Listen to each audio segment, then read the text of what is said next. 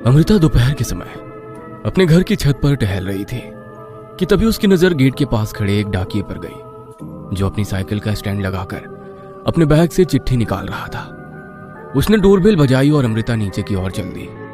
जब तक अमृता नीचे आई तब तक उसने देखा कि मुकुल ने दरवाजा खोलकर चिट्ठी ले ली थी। उसने दरवाजा बंद किया और चिट्ठी खोलने लगा। किसी को चाहिए होता तो मेल कर देता। आज के जमाने में चिट्ठी से कौन कम्युनिकेट करता है मुकुल। मुकुल ने चिट्ठी खोली और पढ़ते हुए बोलने लगा, गांव से मनोहर चाचा ने लिखी है। गांव से? तुम्हारा कोई गांव भी है क्या? अमृता हंसते हुए मुकुल से पूछने लगी, गांव क्या मतलब?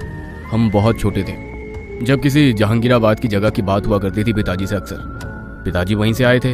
हमें तब पता लगा जब एक दिन गांव से मनोहर चाचा शहर आए पिताजी से मिलने एक जमीन के सिलसिले में। बस तब पता लगा था। तो पढ़ो, क्या लिखा है मनोहर चाचा जी ने? चिट्ठी में लिखा था कि उनके बेटे शंकर की शादी है और निमंत्रण सब परिवार का था। अमृता तुरंत बोल पड़ी कि उसे गांव देखना है। 2 दिन बाद वे लोग अपनी गाड़ी से जहांगीराबाद के लिए निकल पड़े। उन्हें गांव पहुंचते पहुंचते शाम हो गई थी। गांव की खुरदुरी सड़क पर गाड़ी हिचकोते खाते हुए चल रही थी। गूगल मैप से रास्ते में मदद तो हो रही थी, पर उससे ऐसा लग रहा था जैसे वो भटक गया हो कि तभी उसके कानों में किसी के गाना गुनगुनाने की आवाज सुनाई पड़ी। मुकुल ने गाड़ी रोककर साइड मिरर से देखा तो 2 आदमी साइकिल पर सवार कोई धुन गुनगुनाते हुए आगे बढ़ रहे थे। मुकुल ने उन्हें हाथ से रुकने का इशारा किया। क्या बात भैया जी? ये मनोहर चाचा का घर कहाँ है? आपको मालूम है कुछ? वही जिनके घर में शादी है ना? मुकुल हाँ में सर हिलाता है और इसके बाद उनमें से एक आदमी उसे बताता है कि वे लोग उन्हीं के घर से हैं। मुकुल और अमृता गाड़ी से उनके पीछे पीछे चल दिए। अमृता रास्ता एंजॉय करते हुए विंडो से बाहर देख रही थी। ठंडी हवा उसके बालों को सहला रही थी। वह साइड मिरर में अपने बाल सही कर रही होती है कि तभी उसे एक आदमी बहुत तेजी से दौड़ते हुए आता दिखाई दिया।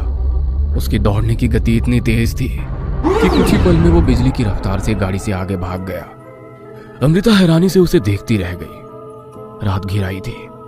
मुकुल और अमृता आखिरकार मनोहर चाचा के घर पहुंचे। अपने दूर के रिश्तेदारों का ऐसा स्वागत देखकर अमृता का थकान से भरा चेहरा खिल उठा। गले में सोने की चैन और हाथों में खूबसूरत साड़ी देख के अमृता बहुत खुश हो गई थी। मनोहर चाचा उन्हें उनके कमरे में ले गए।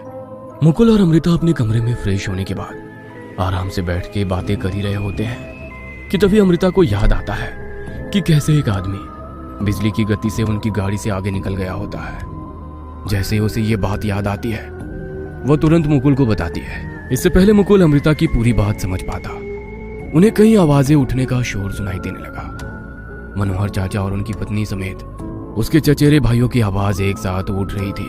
वो दोनों तुरंत अपना कमरा छोड़कर बाहर की ओर भागे। मनोहर चाचा का घर एक बड़ी जमीन पर था। सामने एक घना वृक्ष था। उसी वृक्ष की एक घनी डाली से एक बछड़ा कसा हुआ था, जैसे उसे किसी ने कसकर जकड़ रखा हो। वृक्ष के आसपास से अजीब सी चीख उठ रही थी, जो आसपास खड़े लोगों के कानों को चीर रही थी। लोग डंडे से उस डाल पर वार करके चिल्लाते हुए किसी को भाग जाने को कह रहे थे। बड़ी मुश्किल से बछड़े को छुड़ाकर जमीन पर रखा गया। अगली सुबह अमृता मनोहर चाचा की पत्नी के साथ चौके में खाना बनाने में उनका हाथ बटा रही थी कि तभी अमृता उनसे पूछ बैठी, चाची जी, वो जो कल रात हुआ वो क्या था? वो आटा मारते हुए बोली, बड़ी पुरानी बात है बेटी, पर किसी को बताना मत कि हमने तुमको ये बात बताई है।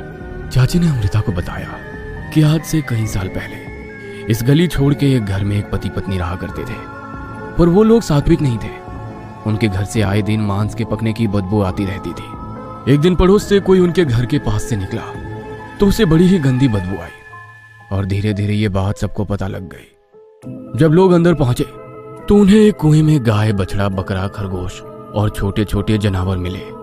उसके बाद लोग जानवर हत्या बर्दाश्त ना कर सके और गुस्से में आकर लोगों ने उन्हें मार डाला।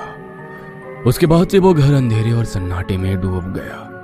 कहते हैं कि आज भी उनकी आत्मा ऐसा करती है, कोई वहां से गुजरता भी नहीं। अरे राम राम राम, ऐसी असुरी प्रवृत्ति के थे वो लोग। कहानी सुनकर अमृता का सर नाचने लगा और वो चौका छोड़कर अंदर कमरे में चली गई। अमृता दिन भर चाची की सुनाई कहानी के बारे में सोचती रही। सूरज बादलों के पीछे छुप गया और रात का पहर आ गया। अमृता ने देखा कि मुकुल गहरी नींद में सोया हुआ है। उसकी सोच, उसका दिमाग अभी भी उस कहानी में अटका था।